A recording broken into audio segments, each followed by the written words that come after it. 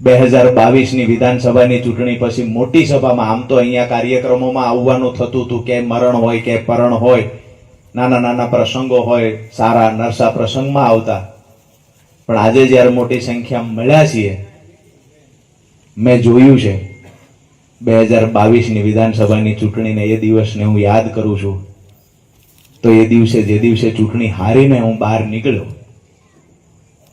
મેં અનેક લોકોના આંખમાં આંસુ જોયા છે, અનેક લોકોની આંખમાં.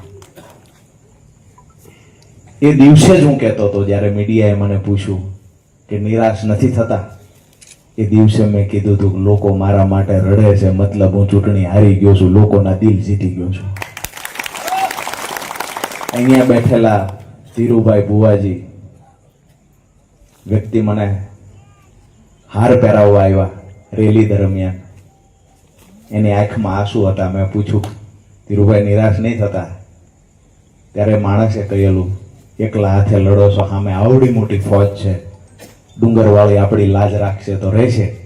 આજે હું તમને કહેવા આવ્યો છું, ડુંગરવાળીએ લાજ રાખી છે. એ દિવસે રાજુ કરપડા ભલે હારી ગયો, 2027માં આમ આદમી પાર્ટીની સરકાર બનાવવા આપણે જઈએ છીએ.